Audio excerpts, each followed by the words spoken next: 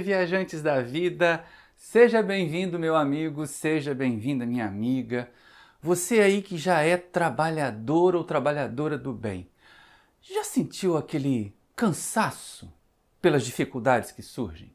Pois bem, na nossa próxima viagem, quem vai nos conduzir, quem vai nos pilotar vai ser o seu Emmanuel, e ele vai trazer uma instrução muito interessante para as nossas tarefas do bem, para que nós sejamos verdadeiramente satisfeitos por fazer essa tarefa, não pelo aplauso dos outros, mas pelo bem que o bem nos faz. Então, enquanto roda a vinheta, você já aproveita, se inscreve aí no canal, acione o sininho para receber as notificações, deixa um like agora, se não quiser gostar depois, se achar que foi legal, pode mudar para dislike e, sobretudo, deixa um comentário aí, me diz como esse trabalho está chegando até você. Desde já, obrigado e boa viagem!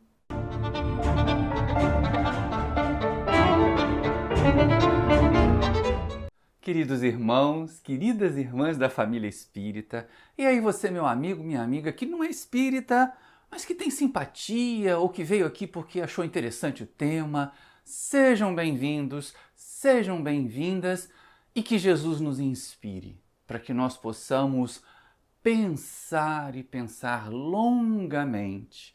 Dessa vez, sob a inspiração do benfeitor Emmanuel aqui no livro Fonte Viva.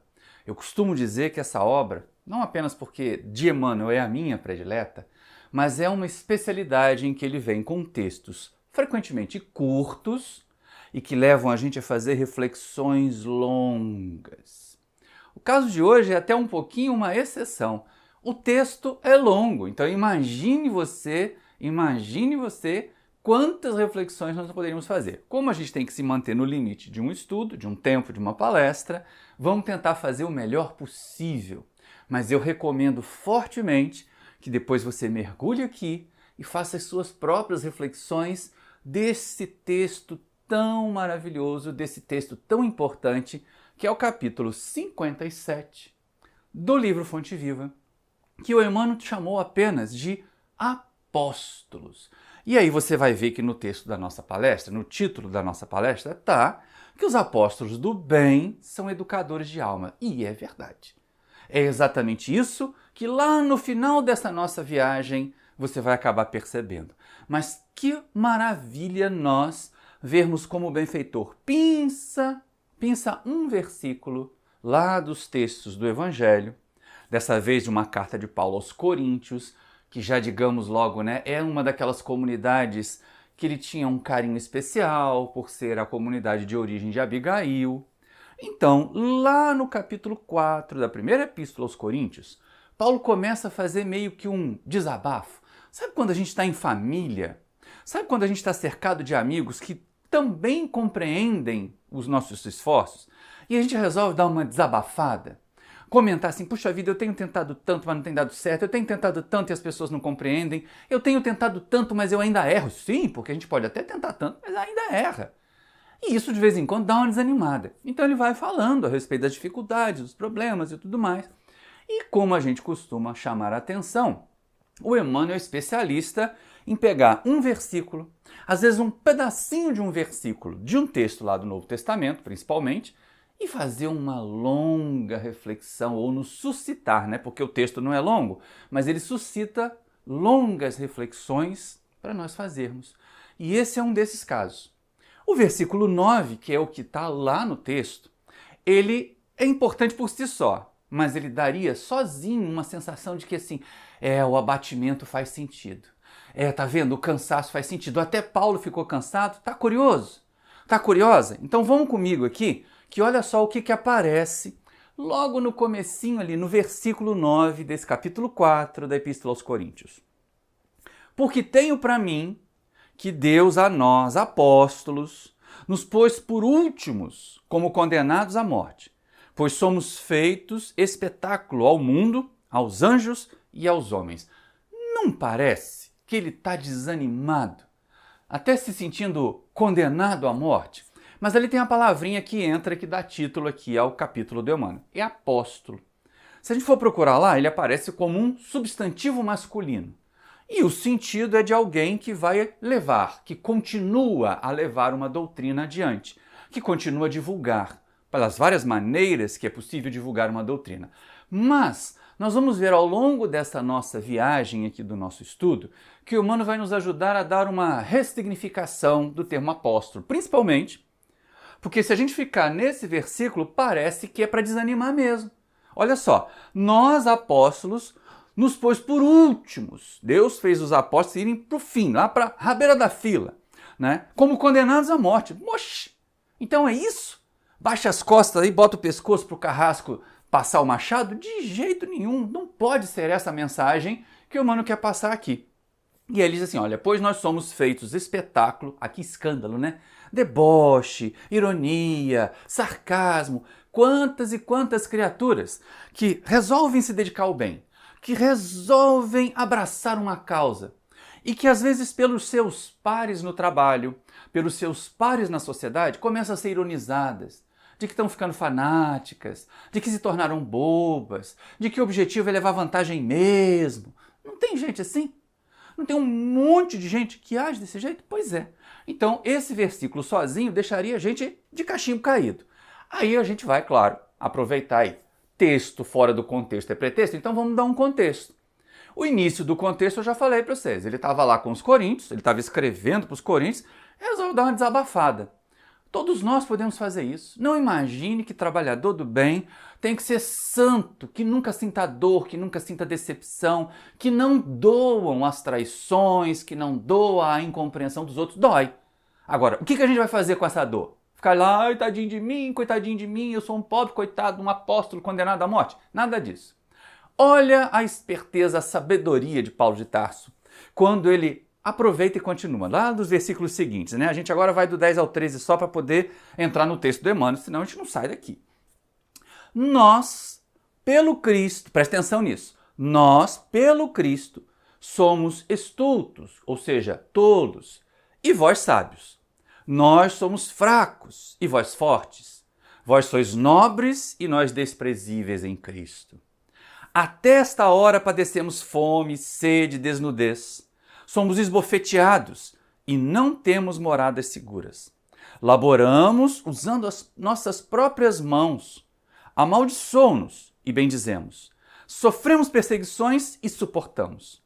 Nos blasfemam e perdoamos. Somos, de fato, como a imundícia deste mundo, a escória de todos até agora.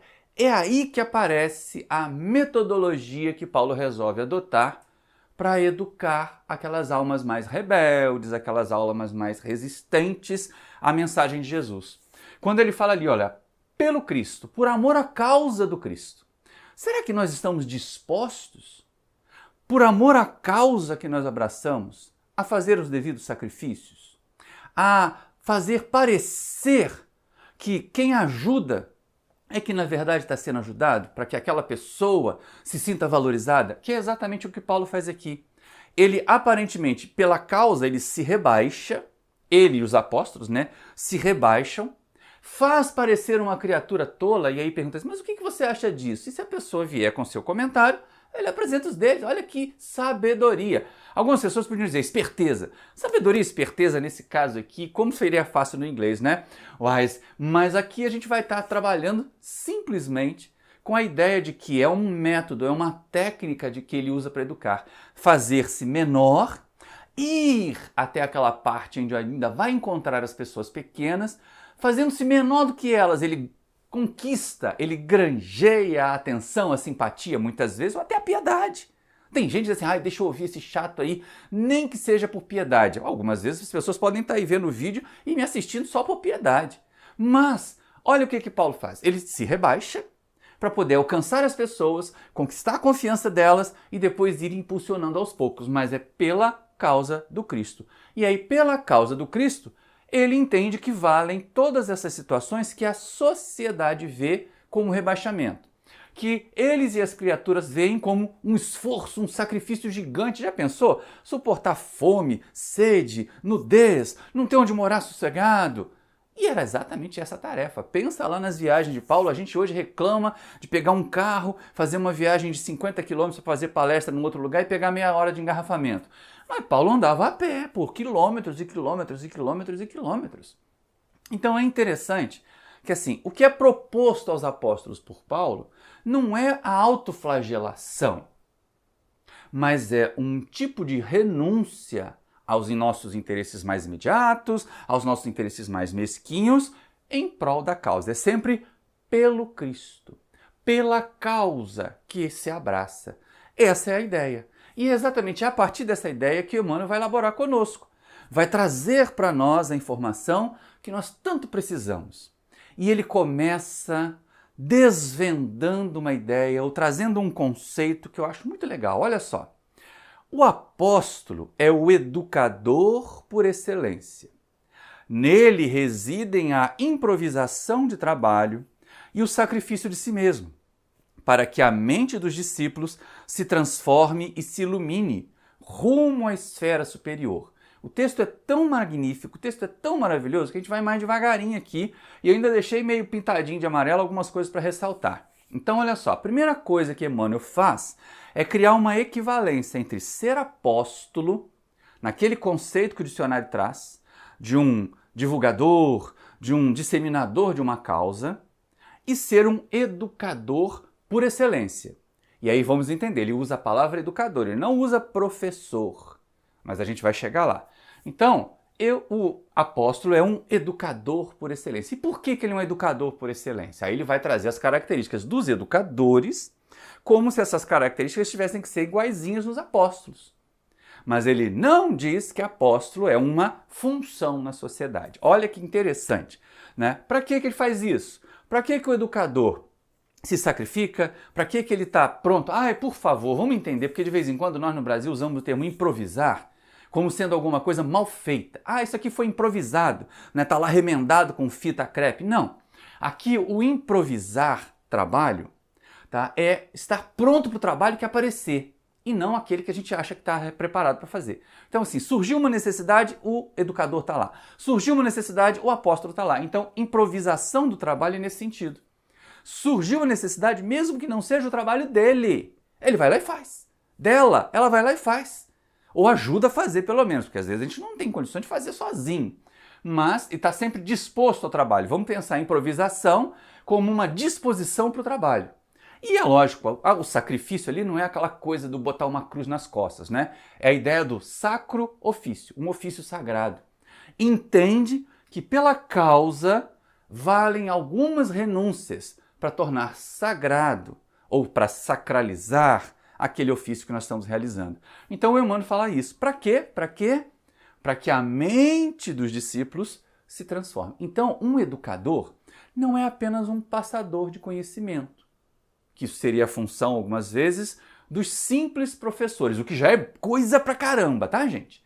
Nada de desmerecer professor e professora, ainda mais eu, poxa vida, que trabalho há 30 anos com isso. Mas há uma diferença entre professores e educadores. E Emmanuel coloca uma margem ali. Os verdadeiros educadores ajudam a mente dos educandos ou dos discípulos a se transformar, a se iluminar. E aí para quê? Para que se eleve. Então não basta só despejar conhecimento. Uma amiga nossa, que é educadora lá no Maranhão, falava sempre a respeito do currículo oculto, Maurício. Que nós, educadores, nós, professores, além do conteúdo, transmitimos para os nossos discentes, para os nossos alunos e alunas, um pouco de nós, um pouco da nossa parte moral, um pouco do nosso sentir, um pouco do nosso pensar. É o tal do currículo oculto.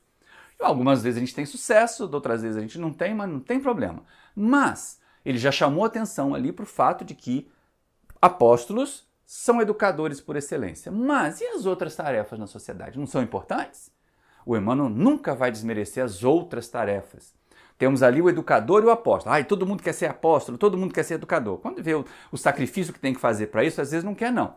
Mas olha só, há tantas outras tarefas na sociedade que podem e devem ser bem executadas, porque elas melhoram a sociedade, que elas também não precisam daquele esforço ou daquele trabalho todo do apóstolo. Dá para a gente ser bem contribuinte na sociedade. Olha só, o legislador formula decretos que determinam o equilíbrio e a justiça na zona externa do campo social.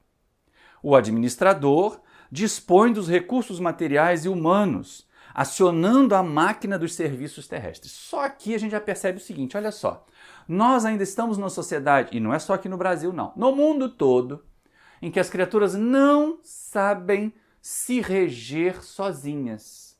Não tem autonomia para manter equilíbrio nas relações sociais. Ainda existe muito o pouca farinha, meu pirão primeiro, o egoísmo ainda impera. Então, por que o egoísmo ainda impera?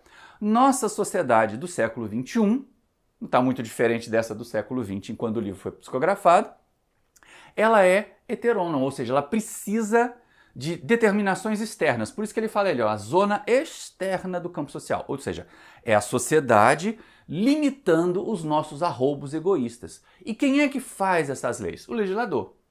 O bom legislador vai fazer essas leis para que elas sejam boas para todos. O mau legislador vai fazer para que ele tire vantagem, que é o que a gente vê muitas vezes nas várias casas legislativas aí, em vez de leis justas e socialmente equilibradas, leis que estabelecem privilégios. Mas algumas vezes, e dentro de todas as carreiras, dentro de todas as atividades, nós vamos encontrar pessoas boas e pessoas que não são tão boas assim, há bons legisladores. E o bom legislador formula decretos que determinam o equilíbrio. E os administradores? Não são só os particulares, os públicos também e principalmente. Né? Se eles estiverem realmente imbuídos dessa tarefa, que não precisa ser um missionário que vai gastar a vida, que vai trabalhar sem precisar ser remunerado. Não, todos eles são remunerados, são ocupações. Mas são feitas com tamanha dedicação e consciência da importância que fazem o bem. E os administradores, isso, eles têm um mecanismo para mandar, por exemplo, no caso do administrador público, manter a cidade equilibrada para quando vier uma tempestade não cair um galho de árvore sobre um fio e causar uma pane ou causar uma falta de luz ou um apagão desses que nós temos visto acontecer lá em São Paulo.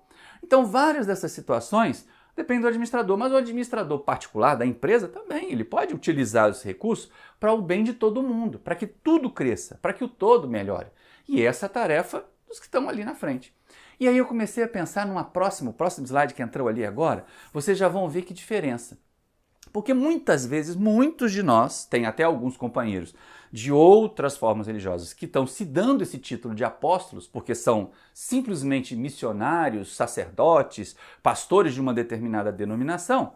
Mas olha só o que Emmanuel diz a respeito de outras funções na sociedade. O sacerdote ensina o povo as maneiras da fé em manifestações primárias.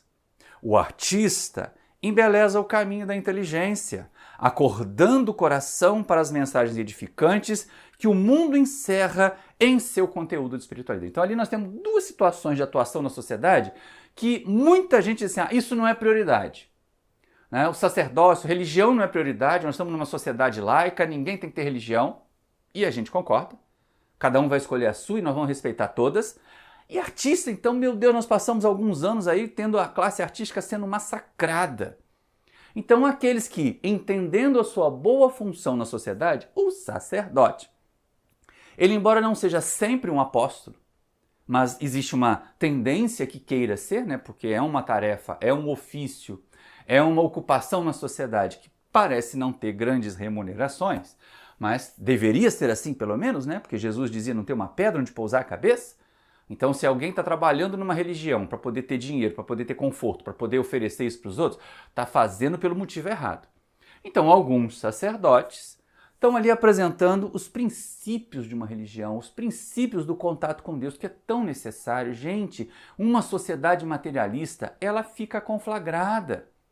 O pouca farinha, meu pirão primeiro começa a imperar, o egoísmo começa a colocar as pessoas umas contra as outras, então é bom que alguém dê para nós, ou que nós tenhamos alguma noção de espiritualidade, de imortalidade, de uma divindade que cuida de todos nós. É simples, é ainda bastante pueril? É, mas é necessário que alguém faça. De vez em quando a gente sobe a tribuna e fala coisas muito simples, nós estamos fazendo o papel do sacerdote, só apresentando ali a superfície, as manifestações mais simples, mais primárias da nossa fé, para que as pessoas possam pelo menos se sentir confortadas, para que as pessoas possam pelo menos se sentir estimuladas. Depois vem o aprofundamento, porque o Espiritismo sempre vai propor o aprofundamento. Jamais um espírita sério vai ficar na superfície do culto externo. do ir ao centro, do tomar passe, do beber água fluidificada, do botar nome para passar na reunião mediúnica. Isso é superfície, isso é casquinha. Quando aprofunda, percebe que assim, eu tenho que fazer a minha transformação interior, eu tenho que me conhecer e eu tenho que trabalhar. Eu tenho que deixar a condição de pedinte para passar a condição de cooperador com Deus. E as artes? Gente, eu amo música. Eu trabalho ouvindo música o tempo todo, eu me acalmo usando música calma para me acalmar, em vez de ficar tomando remédio, né, gente? Em vez de ficar empanturrando o organismo, para aqueles que não conseguem fazer isso sem o medicamento, sem a parte química da vida. Olha, uma música suave, uma música com barulhinho de água, com tanto de canto de pássaro, ajuda pra caramba. Então a arte, ela faz parte. E o que o artista tem? O bom artista. E essa é uma questão que a gente tem que ter muito cuidado. Ele embeleza o caminho da inteligência. Então, intelecto puro e simplesmente fica seco, fica árido. É preciso arte para a gente poder suavizar, acordando no coração as mensagens edificantes que o mundo encerra. Então é para olhar o mundo com um olhar mais lúdico, olhar o mundo com um olhar mais colorido. Essa é a função do artista em todas as áreas. Mas aí é que é interessante, ele encerra esse conteúdo em seu contato com o mundo espiritual. Olha só, então cuidado artistas, porque a gente pode estar fazendo contato com o mundo espiritual inferior, através da nossa arte, suscitando determinadas agressividades, determinados comportamentos equivocados, ou a gente pode estimular aqueles que recebem o trabalho da arte ao contato com o conteúdo superior da espiritualidade. Vai depender da escolha de cada um, mas são funções relevantes na sociedade. E aí Emmanuel vai prosseguir, porque a gente também precisa prosseguir com Emmanuel com outras ocupações. O cientista surpreende as realidades da sabedoria divina, criadas para a evolução da criatura, e revela-lhes a expressão visível ou perceptível ao conhecimento popular. O pensador, o filósofo, interroga, sondando os fenômenos passageiros. E aqui mais uma vez, agora bem, uma bem material, bem terra-terra. Qual a utilidade? Puxa vida, gente. Nós só estamos aqui conversando porque alguém resolveu descobrir quais eram as leis do eletromagnetismo que permitiam a comunicação a longas distâncias. Então tem muito sentido, deixa o cientista trabalhar, desvendar, mas ele vai acabar descobrindo que ele está só desvendando a sabedoria divina. E apresentando, e alguns nem têm tanto traquejo assim para apresentar de forma palatável, de forma que as pessoas consigam entender, revela para as criaturas essa expressão da lei divina. E o filósofo é a mesma coisa, vai fazer os muitos porquês, né? Mas por que isso? Por que aquilo? E quando vai trabalhando as respostas, talvez não exista uma resposta única, não há normalmente para as questões filosóficas. Mas vai se melhorando a abordagem. As criaturas que pensam, que refletem, agem com mais serenidade, agem com mais propriedade, até sobre o mundo material. Então tem muita importância e muita função. E aí o Emmanuel vai trazendo coisas mais do nosso dia a dia. O médico socorre a carne enfermiça. O guerreiro, entendamos aqui o policial, tá? Disciplina a multidão e estabelece a ordem. O operário é o ativo menestrel das formas, aperfeiçoando os vasos destinados à preservação da vida. Os apóstolos, porém, são os condutores do Espírito. Aí, nesse fechinho que Emmanuel vai fazer aqui, tem um detalhe. A gente vai corrigir duas palavras, não corrigir o Emmanuel, tá, gente? Por favor, mas ajudar a entender. Não é o guerreiro de ir para a guerra, para combater o outro, para destruir o lugar do outro. Vamos pensar aqui no guerreiro ali como o oficial ou o participante das forças de segurança pública. Basta a gente ver aqui um jogo no Maracanã, por exemplo, com duas torcidas muito acirradas, que quantidade de policiais são necessários para mantê-las afastadas, para que elas não se digladiem. Então é importante, eles têm uma função importante, que é manter a ordem. Os bons policiais, os bons operadores da segurança pública têm essa função importante de estabelecer a ordem. Da mesma forma, a palavra operário ali parece alguém que está trabalhando em fábrica, mas não é só isso.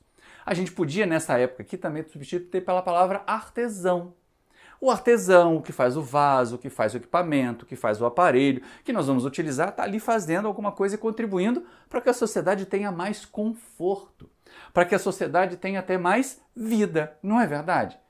Imagina um vaso contaminado que você vai colocar água, que você vai guardar alimento. Já dá uma coisa complicadíssima, então tem que ser um trabalho feito com esmero. Aí vem a última frase. O apóstolo, ou os apóstolos, porém, essa conjunção adversativa faz a gente prestar mais atenção no que vem depois do que no que vem antes, são condutores do Espírito. Por isso, no nosso título, os apóstolos do bem são educadores de almas. Né? Essa é uma questão importantíssima para a gente considerar. É sempre a ideia do educador. E eles têm muito mais trabalho no campo do espírito do que no campo da matéria. E é importante a gente entender, né, gente? Apóstolo, até esse momento, até esse instante do texto aqui, o Emmanuel está fazendo uma analogia muito interessante. Apóstolo é igual, é equivalente a educador. Mas não nos iludamos. Naquela lista de ocupações, ele podia ter colocado os professores. O professor transmite adequadamente os conhecimentos, fazendo com que seus alunos tenham mais base, tenham mais condições de ir adiante no progresso intelectual. É a função do professor. Mas a gente tem que entender que educador não é igual ao professor sempre. Há professores que são ótimos educadores, mas há educadores que não necessariamente são professores de carreira. E isso é ótimo, para nós elastecermos, para nós expandirmos a conceituação de apóstolo, mas entender que não basta ser professor para ser educador. Exatamente por causa daquilo que a minha amiga lá do Maranhão dizia, do tal do currículo oculto. Aí a gente pensa assim, mas quais são as características desses educadores? Até agora, o Emmanuel vai apresentando algumas ocupações na sociedade, fala mais uma vez. Primeiro ele começa dizendo que os apóstolos são educadores por excelência e depois ele chama a atenção que os apóstolos são educadores do espírito.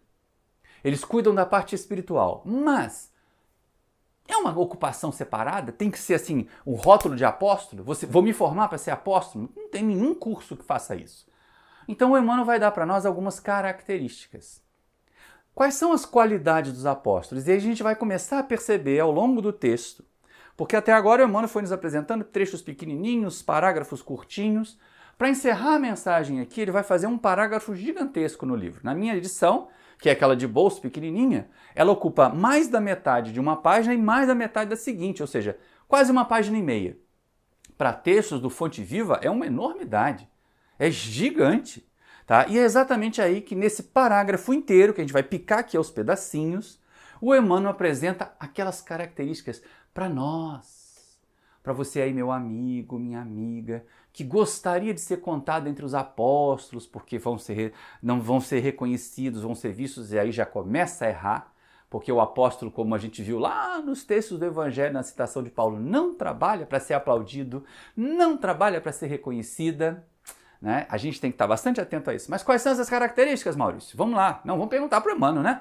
Quais são essas características? Emmanuel. E ele diz assim: em todas as grandes causas da humanidade, são os apóstolos, instituições vivas do exemplo revelador, respirando no mundo das causas e dos efeitos, oferecendo em si mesmos a essência do que ensinam, a verdade que demonstram e a claridade que acendem em torno dos outros. É magnífico isso. Porque olha só, é totalmente desapegado da matéria. E mais, o verdadeiro apóstolo, ele é um exemplo vivo do que ensina. Essa é a parte mais importante.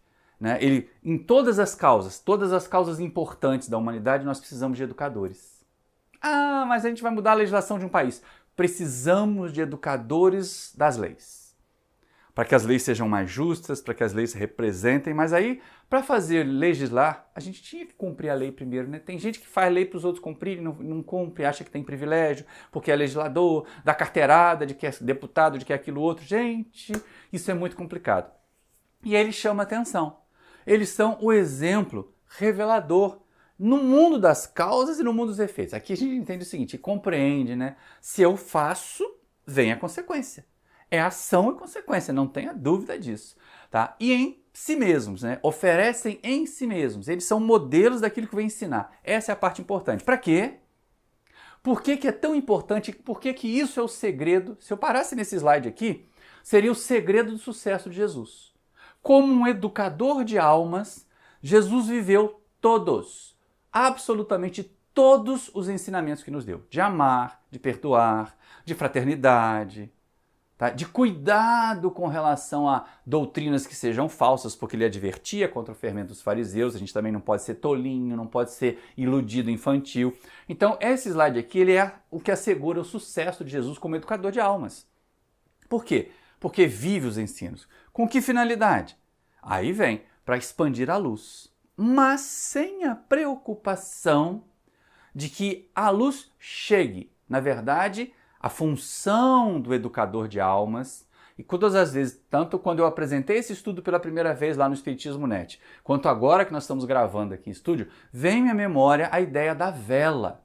A vela, aquela vela de cera, que em tempos remotos era a única fonte de luz para um ambiente, e para ela iluminar o ambiente, o que a vela faz? Ela gasta a si mesma.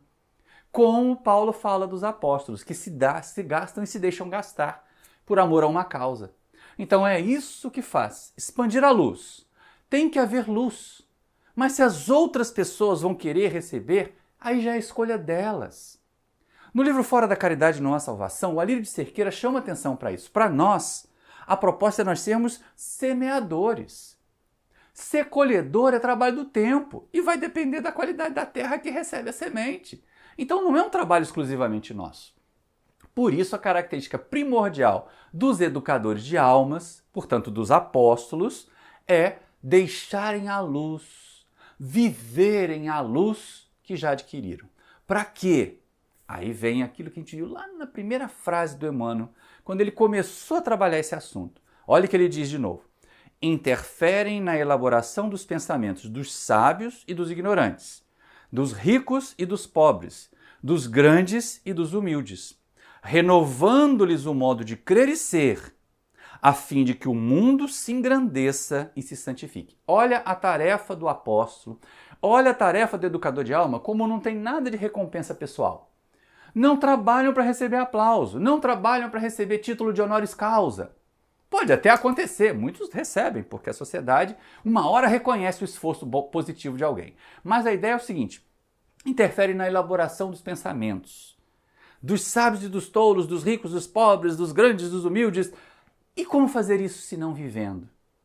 Porque pensa bem, uma pessoa que só faça discursos, ela pode até alcançar os mais intelectualizados. Mas e aquelas pessoas que têm mais dificuldade de entender? Agora, uma pessoa que tem mais dificuldade de entender, quando ela vai tomar uma lição de caridade na prática, ela entende o que é caridade, ela entende o que é amor.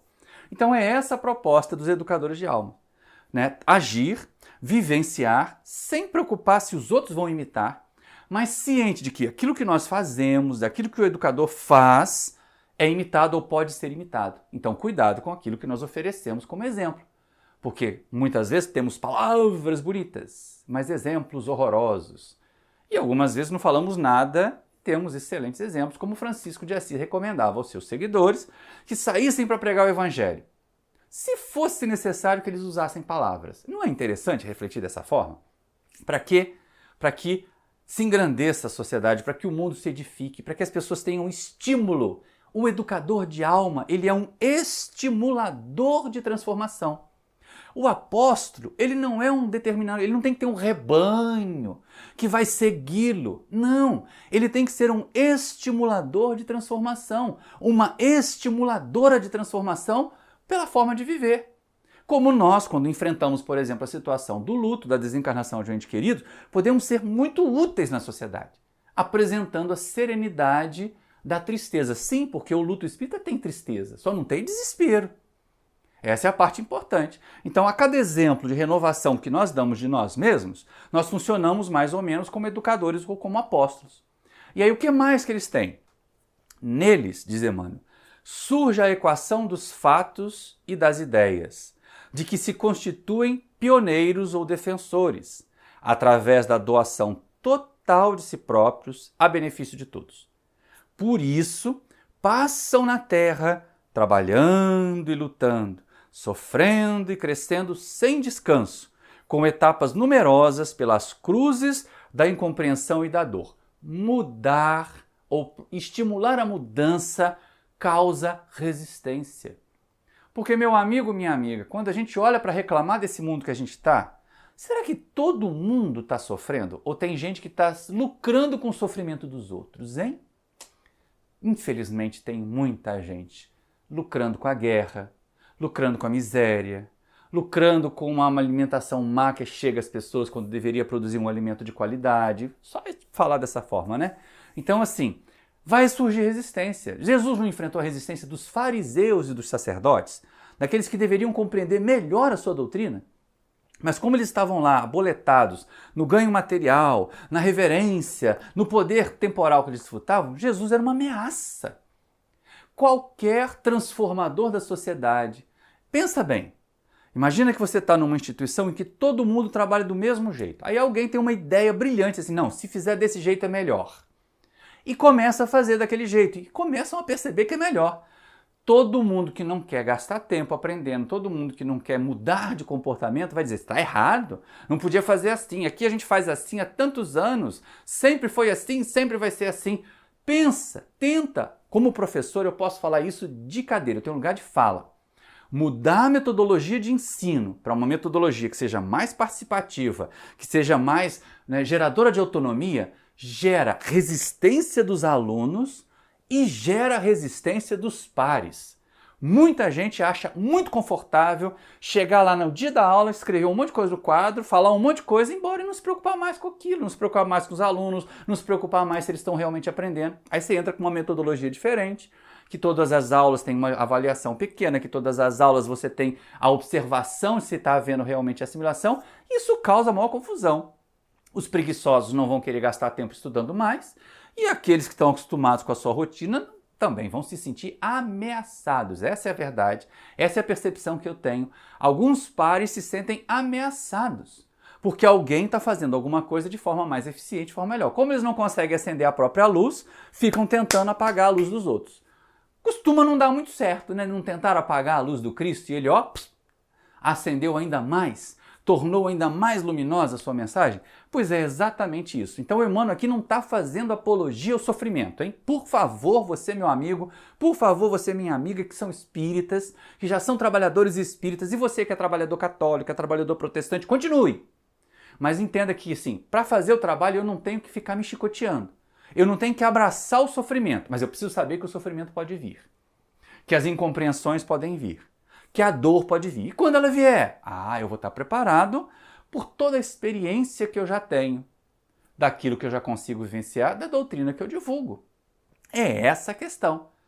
E aí, com esse trabalho, com esse impulso modificador, que essa é a parte importante, ser educador por excelência é ser um estimulador de transformação, através do exemplo e não do discurso. E aí vem uma solicitação, uma colocação importante de Emmanuel, olha só. Representando em si o fermento espiritual que leveda a massa do progresso e do aprimoramento. Transitam no mundo conforme a definição de Paulo de Tarso, como se estivessem colocados pela providência divina nos últimos lugares da experiência humana, à maneira de condenados a incessante sofrimento. Outro pedaço do parágrafo Gandhi que tem aqui, que se a gente parar nele, começa a se sentir deprimido, né? Ai meu Deus, então eu vou ter que sofrer. Ai meu Deus, então eu vou ter que aguentar. Não é isso. Mas entender o seguinte, olha, se você quer ser trabalhador do bem, se você quer ser apóstolo, se você quer ser trabalhadora do bem, pense o seguinte, não espere aplausos, não espere reconhecimento. Trabalhe pelo trabalho, ou seja, faça o bem pelo bem que o bem nos faz. Faça o bem ou pela sensação boa, pela sensação de felicidade que praticar o bem traz para quem faz o bem. Porque pode ser que aquele que recebe o benefício seja ingrato ou ingrata e não ligue. Mas a gente que já teve a condição de abrir mão do nosso tempo, do nosso sossego, do nosso descanso e ir lá levar alguma coisa, abraçar alguém, usar do nosso tempo para atender alguém que esteja sofrendo, isso nos enche de satisfação, de alegria, nos contenta. E é exatamente isso que ele vai colocar aqui. Porque eles vão transitando por ali, cada educador, ciente de que para alcançar a causa, muitas vezes tem que descer ao nível do educando para impulsionar o educando no seu crescimento. É exatamente isso que Emmanuel traz para nós. E aí vem uma questão interessante, já pensando no fechamento que Emmanuel vai fazer. Alguém pode perguntar assim, nossa, mas Maurício, é tanto trabalho, é tanto sacrifício para ser apóstolo, quero ser apóstolo não. E nenhum problema se você não quiser. Porque se continuar trabalhando, realizando as suas atividades na sociedade, você vai ajudar a sociedade a melhorar. A tarefa do apóstolo, ela é, olha só que coisa interessante, né? Um acréscimo às atividades que nós já fazemos, que as pessoas já têm condição de realizar. Ela é um a mais, tá? É uma adição de energia, é uma adição de força, é uma adição de coragem. Mas ela não é indispensável. Se consegue progredir, talvez não tão rápida e nem tanto quanto os apóstolos, mas se consegue progredir fazendo uma boa existência terrena. Gente, se nós já tivéssemos pessoas que fossem bons legisladores, né, bons médicos, bons trabalhadores da administração, como a nossa sociedade seria melhor? E eles não precisavam nem falar de espiritualidade. Bastaria ser um bom administrador, bastaria ser um bom legislador, bastaria ser um bom artista, bastaria ser aquela criatura que trabalha os pensamentos de forma para crescer, um cientista que faz a sua tarefa para desvendar sem o desejo de ser superior aos outros. Tem um monte de gente que esconde resultado de pesquisa, com medo de que o outro vá na sua frente e publique. Quando, na verdade, só quando nós combinamos os conhecimentos, quando nós conjugamos os conhecimentos, é que nós conseguimos fazer a ciência crescer. Então alguém pode dizer assim, nossa, dá muito trabalho, é muito complicado ser apóstolo, é muito complicado ser apóstola, deve ser essa palavra feminina, né? E aí a gente pensa assim, mas por aí, peraí, não precisa. Viva bem na sociedade, mas se quiser, qual é a recompensa que tem? Porque de vez em quando a gente ainda pensa assim, qual é a recompensa? O que eu ganho com isso? Pois é, algumas vezes a gente pode perceber, e Emmanuel vai dizer, não é uma recompensa no plano material. Ah, então eu estou cansado, não vou ficar esperando a recompensa na outra vida, não. Já esqueceu o que Jesus falou, né? Essa história de recompensa aqui na Terra não é bem cristianismo, não. É outra coisa contaminando aí a mensagem de Jesus. Mas Emmanuel vai dizer para nós assim, para que serve todo esse esforço para ser apóstolo? Qual é a utilidade de todo esse esforço para seguir adiante levando uma mensagem, como, por exemplo, para divulgar uma ideia, para abraçar uma causa?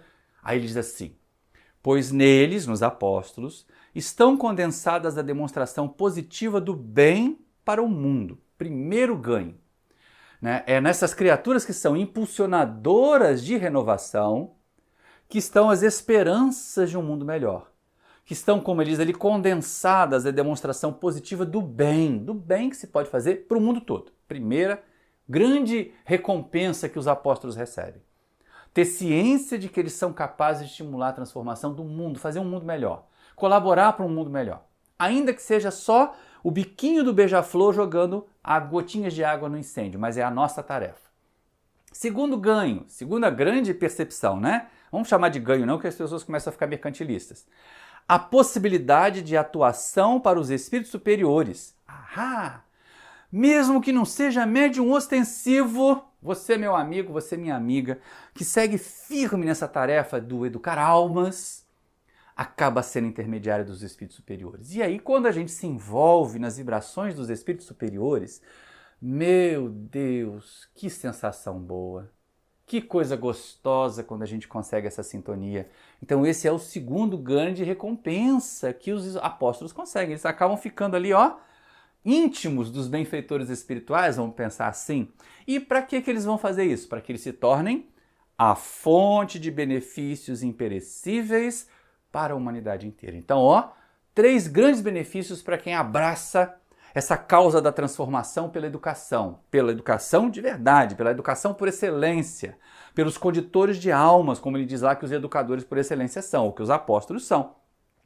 A capacidade de influenciar positivamente a transformação do mundo, a capacidade de entrar em sintonia com o melhor que o mundo espiritual pode oferecer e receber inspiração deles, e a fonte, ser a fonte, quer dizer, imagina você, meu amigo, você, minha amiga, que sem trabalhar em reunião mediúnica, mas na hora que você vai conversar com o seu colega de trabalho, na hora que você vai conversar com o seu vizinho, com a sua vizinha, na hora que você vai conversar com o seu aluno, com a criança que está subordinada a você na sua tarefa religiosa, você recebe dos benfeitores espirituais a inspiração para falar exatamente aquilo que vai ajudar aquela pessoa a querer ser melhor.